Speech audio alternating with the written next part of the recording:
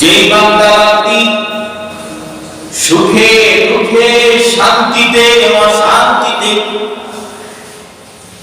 জীবনের ফাঁকে ফাঁকে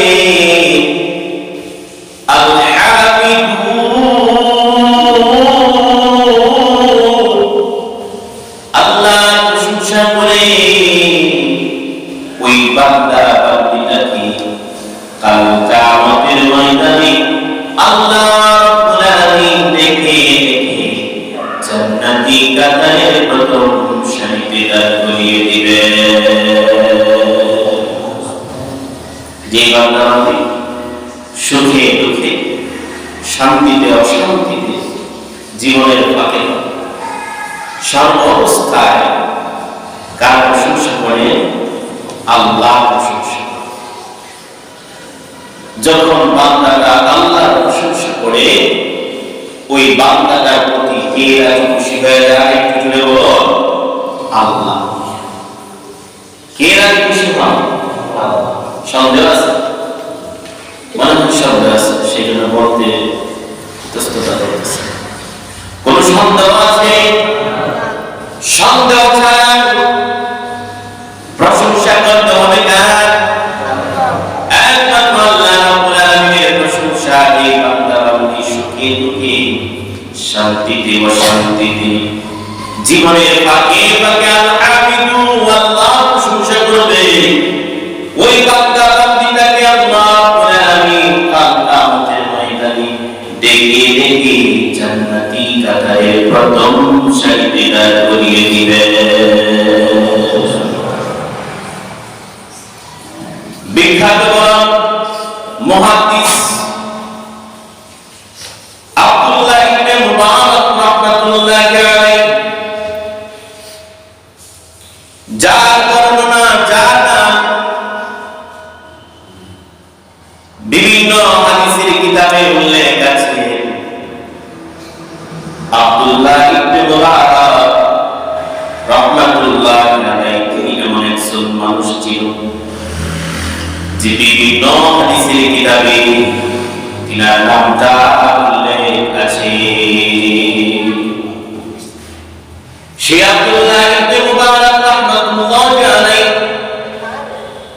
তিনি প্রত্যেক বছর প্রত্যেক হজের সময় তিনি হজ করতেন। প্রত্যেক বছর তিনি হজ করতেন, কিন্তু তিনি একা একা হজ করতেন না। তিনি তিনার এলাকার মানুষদের মধ্য থেকে প্রত্যেক বছর তিনি 1000 মানুষকে ওনার নিজ খরচে তিনি হজ করাইতেন।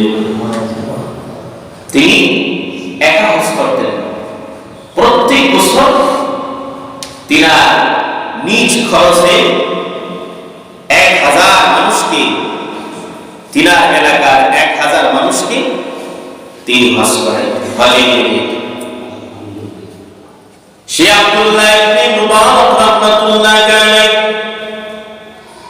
একদিন তিনি হাতিমি কাবার উদ্দেশ্য অবস্থায় আছেন। হাতিমি কাবায় তিনি শাহিত অবস্থায় আছেন। ঘুমের ভিতর স্বপ্নে দেখতেছে 200 মানুষ তিনার কাছে এসেছে। একজন মাথার কাছে বসেছেন, আরেকজন পায়ের কাছে বসেছে। কয়জন মানুষ এসেছে? 200 মানুষ এসেছে। একজন পায়ের কাছে আরেকজন মাথার কাছে বসেছে। পায়ের কাছে তিনি বসানো হয়েছে। তিনি মাথার কাছে যে মানুষটা বসে রয়েছে ওই মানুষটাকে প্রশ্ন করল, বলো তো এই বছর কত হাজার মানুষ আল্লাহর ঘর বাইতুল্লাহ জিয়ারতে এসেছে হজ করার জন্য? পায়ের লোকটা পায়ের পাশে যে বসা ছিল সেই লোক মাথার কাছে যে বসা ছিল তাকে প্রশ্ন করলো যে এই বছর হজ করার জন্য কত হাজার মানুষ এসেছে?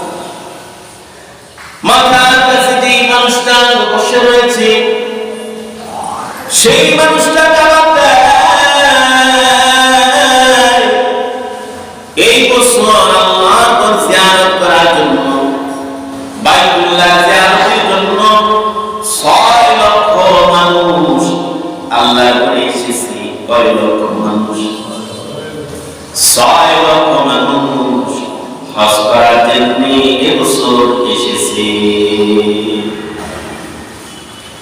মাথার কাছে যে মানুষটা বসেছিল, ওই মানুষটা জবাব দেয়, 5 লক্ষ মানুষ এসেছে, 6 লক্ষ মানুষ এসেছে, কিন্তু বড় দুঃখের বিষয়, বড় পরিতাপের বিষয়, একজন মানুষের হজ আল্লাহ কবুল করে নাই। 6 লক্ষ মানুষের মধ্য থেকে একজন মানুষের হজ আল্লাহ কবুল করে নাই। বড় দুঃখের বিষয়, বড় পরিতাপের বিষয়, 6 লক্ষ মানুষের মধ্য থেকে একজনের হজ আল্লাহ কবুল করে নাই। মাথার শিররে যে মানুষটা বসেছিল, তিনি আবার জবাব দিচ্ছে, শুনো শুনো, একটা আনন্দের বিষয়, একটা খুশির সংবাদ শোনো। একজন মানুষের কারণে এই 6 লক্ষ হাজী সাহেবের হজ আল্লাহ কবুল করে নিয়েছে। একজনের কারণে পুরা 6 লক্ষ মানুষের হজ আল্লাহ কি করেছে? কবুল করেছে। পায়ের কাছে যে মানুষটা বসেছিল, সেই মানুষটা প্রশ্ন করল, কার সিলাই 6 লক্ষ মানুষের হজ কবুল করেছে? ওই মানুষটার নাম কি? তখন তিনি জবাব দিল, ওই মানুষটার নাম হলো আলী ইবনুল মুওয়াফফাক। আলী ইবনুল মুওয়াফফাক রাহমাতুল্লাহি আলাইহি, তিনার কারণে 6 লক্ষ মানুষের হজ আল্লাহ কবুল করেছে। ওই আলী ইবনুল মুওয়াফফাক তিনি কেমন মানুষ ছিল? তিনি একজন মুসি ছিল, মুসি ছিলেন, রাস্তার পাশে বসে জুতা সেলাই করে। হতদরিদ্র মানুষ, মুসি মানুষ, রাস্তার পাশে বসে জুতা সেলাই করে। ওই মানুষটার কারণে 6 লক্ষ মানুষের হজ আল্লাহ কবুল করে নিলেন। তখন পায়ের কাছের মানুষটা প্রশ্ন করল, ওই আলী ইবনুল মুওয়াফফাকের বাড়ি কোথায়? মাথার কাছের মানুষটা জবাব দেয়, আলী ইবনুল মুওয়াফফাকের বাড়ি হলো ইয়ামান শহরে। হযরত আব্দুল্লাহ ইবনে মুবারক রাহমাতুল্লাহি আলাইহি ঘুম ভেঙে গেল। তিনি ঘুম থেকে জাগ্রত হয়ে তিনার যে কাফেলা ছিল, 1000 হাজী ছিল, সকলকে বাড়ির উদ্দেশ্যে পাঠিয়ে দিলেন, যাও যাও তোমরা বাড়িতে চলে যাও, আমি বাড়িতে যাব না, আমি ইয়ামানের দিকে সফরে চলে যাব। হযরত আব্দুল্লাহ ইবনে মুবারক রাহমাতুল্লাহি আলাইহি তিনি ইয়ামানের সফরে চলে গেলেন। ইয়ামান শহরে গিয়ে তিনি আলী ইবনুল মুওয়াফফাক রাহমাতুল্লাহি আলাইহি তালাশ করতেছে, খুঁজতেছে, কোথাও তিনার সন্ধান পায় না। খুঁজতে খুঁজতে অনেক সময় চলে গেল, অনেক দিন চলে গেল। এবার তিনি সিদ্ধান্ত নিলেন বাড়িতে চলে আসবেন। যখন তিনি বাড়ির উদ্দেশ্যে রওনা দিলেন, তখন একজন মানুষকে প্রশ্ন করল, এবার আপনি কি আলী ইবনুল মুওয়াফফাককে চিনেন? তখন ওই মানুষটা জবাব দিল, হ্যাঁ, আমি আলী ইবনুল মুওয়াফফাককে চিনি। এই কথা বলার সাথে সাথে আব্দুল্লাহ ইবনে মুবারক রাহমাতুল্লাহি আলাইহি ওই মানুষটাকে জড়ায় ধরলেন, জড়ায় ধরে বললেন, ভাই চলো চলো, আলী ইবনুল মুওয়াফফাকের বাড়ির দিকে আমাকে নিয়ে চলো। হযরত আব্দুল্লাহ ইবনে মুবারক রাহমাতুল্লাহি আলাইহি ওই আগত আলী ইবনুল মুওয়াফফাকের সন্ধানে নিয়ে যাচ্ছেন। একটা মসজিদের ভিতর তিনাকে নিয়ে প্রবেশ করেন। প্রবেশ করার পর তিনি বলতেছেন, ওই যে মানুষটা বসে রয়েছে, ওই মানুষটা হলো আলী ইবনে মুআফফা। হযরত আব্দুল্লাহ ইবনে মুবারক রাহমাতুল্লাহি আলাইহি আলী ইবনে মুআফফার কাছে গিয়ে সালাম দিলেন। সালাম দেওয়ার পর তিনার কাছে বসলেন। বসার পর তিনি বলতেছে, ওই আলী ইবনে মুআফফা বলতেছে, কে গো আপনি, কোথা থেকে এসেছেন, আপনার পরিচয় কি? তখন আব্দুল্লাহ ইবনে মুবারক রাহমাতুল্লাহি আলাইহি বলেন, আমি বাগদাদ শহরে, আমার নাম আব্দুল্লাহ ইবনে মুবারক। তখন ওই আলী ইবনে মুআফফা বলতেছে, আপনি কি ওই হাদিস কিতাব যার কথা, যার নাম প্রত্যেকটা হাদিসের কিতাবের মধ্যে উল্লেখ আছে, আপনি কি সেই আব্দুল্লাহ ইবনে মুবারক? তিনি বললেন, হ্যাঁ আমি সেই আব্দুল্লাহ ইবনে মুবারক। এই কথা বলা মাত্রই আলী ইবনে মুআফফা তিনি একটু সরে বসলেন। বসে বলতেছেন, আপনি কি সেই আব্দুল্লাহ ইবনে মুবারক? হ্যাঁ আমি সেই আব্দুল্লাহ ইবনে মুবারক। হযরত আব্দুল্লাহ ইবনে মুবারক রাহমাতুল্লাহি আলাইহি প্রশ্ন করলেন, হে আলী ইবনে মুআফফা, তুমি কি আমল করো? তুমি কি আমল করো? তখন তিনি বুঝতে পারলেন মনে হয় আমি কি কাজ করি, সেই বিষয়ে আমাকে প্রশ্ন করল। তখন আলী ইবনে মুআফফা রাহমাতুল্লাহি আলাইহি বলেন, আমি একজন মুচি রাস্তার পাশে বসে বসে আমি জুতা সেলাই করি, আমার এছাড়া কোনো কাজ করব না। হযরত আব্দুল্লাহ ইবনে মুবারক রাহমাতুল্লাহি আলাইহি বলতেছেন, না আমি তোমাকে প্রশ্ন করি নাই, আমি বলতে চাচ্ছি তুমি কি আমল করো, যে ইবাদত, যে আমল মহান আল্লাহ রাব্বুল আলামিনের কাছে গ্রান্টেড হয়ে গিয়েছে, কবুল হয়ে গিয়েছে, এমন কি আমল করো? হযরত আলী ইবনে মুআফফা রাহমাতুল্লাহি আলাইহি বলেন, আমার তো বিশেষ কোনো আমল নাই, আমার তো বিশেষ আমল নাই, আমি একজন গরিব মানুষ, আমি একজন মুসলিম, রাস্তার পাশে বসে বসে আমি জুতা সেলাই করি, আমার বিশেষ কোনো আমল নাই। তবে আমার একটা আমল আছে, আমি এই জুতা সেলাই করতে গিয়ে যা টাকা পয়সা উপার্জন করি, যা টাকা পয়সা উপার্জন করি, ওইখান থেকে আমি সামান্য কিছু অর্থ আমি জমা করে রাখি আল্লাহর ঘর বাইতুল্লাহ জিয়ারতের জন্য। আল্লাহর বাইতুল্লাহ জিয়ারতের জন্য আমি সামান্য কিছু পয়সা আমার উপার্জন থেকে আমি কি করি, জমা করে রাখি। কিন্তু বর্তমান কোন একদিন আমার বিবি হলো প্রেগনেন্ট, অন্তঃসন্তান, আমার বিবির পেটে বাচ্চা। আমার বিবি আমাকে বলতেছে, হে আমার স্বামী, আমার মন চাচ্ছে আমি গোশত খাইতাম, আমার মন চাচ্ছে অল্প কিছু গোশত আমি খাও, আমার জন্য অল্প গোশতের ব্যবস্থা করুন। আলী ইবনে মুআফফা রাহমাতুল্লাহি আলাইহি বলতেছি, আমি গরিব মানুষ, তোমার জন্য আমি কোথা থেকে গোশতের ব্যবস্থা করব? তবে শোনো শোনো, তুমি শোনো, তুমি মনে করতেছো হজের জন্য আমি যে টাকা জমা করে রেখেছি, ওই কাল থেকে তোমার জন্য বিন্দুর পরিমাণ এক আনা পয়সাও আমি তোমার গোশতের জন্য আমি খরচ করতে পারবো না। কারণ এই পয়সা আমি রেখেছি আমি আল্লাহর ঘর বাইতুল্লাহ জিয়ারত করার জন্য। এখান থেকে যদি তোমার জন্য গোশত নিয়ে আসি, তাহলে আমি বাইতুল্লাহর কাছে যেতে পারবো না, অতএব তোমার জন্য আমি কোনো গোশতের ব্যবস্থা করতে পারবো না। হযরত আলী ইবনে মুআফফা রাহমাতুল্লাহি আলাইহি গাছ থেকে বের হয়ে গেলেন। যখন ঘর থেকে বের হয়ে গেলেন, পাশের বাড়ি থেকে যখন তিনি যাচ্ছেন, তিনার নাকের মধ্যে গোশত রান্নার সুঘ্রাণ আসতেছে। তিনার পাশের বাড়িতে গোশত রান্না হচ্ছে, সেই জন্য তিনার নাকে সেই গোশতের সুঘ্রাণ আসতেছে। আলী ইবনে মুআফফা রাহমাতুল্লাহি আলাইহি চিন্তা করলেন, আমি ওই বাড়িতে গিয়ে একটু গোশত চাইবো, একটু গোশতের তরকারি চাইবো। আমার বিবিরা গোশত খাওয়ার জন্য চেয়েছে, আমি তো তার জন্য গোশত ক্রয় করে নিয়ে আসতে পারবো না। সেজন্য আলী ইবনে মুআফফা রাহমাতুল্লাহি আলাইহি ওই বাড়ি থেকে দরজা কে নক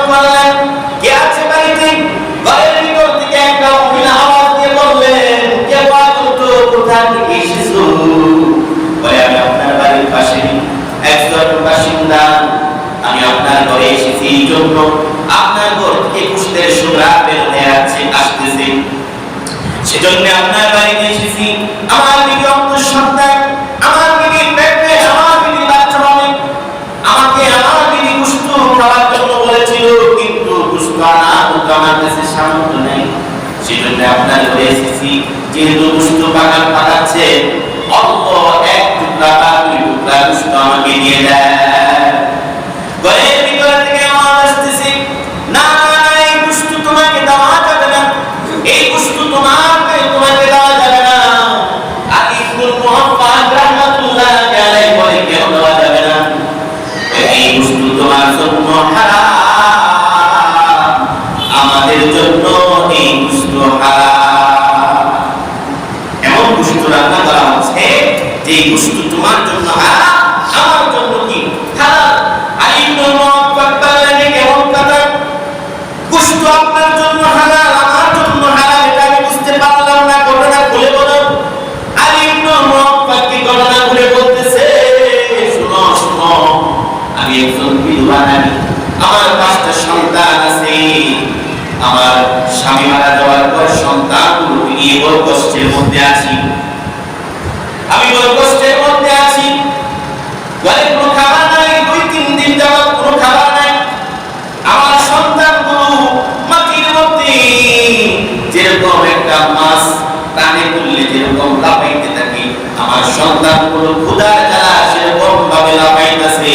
আমি ফজর হওয়ার আগে ঘর থেকে বের হইলাম, ডাস্টবিনের দিকে গেলাম, এদিকে একটা মরা গাদা পড়ে রয়েছে, সেই গাদা থেকে আমি অল্প কিছু গোশত কেটে নিয়ে এসেছি।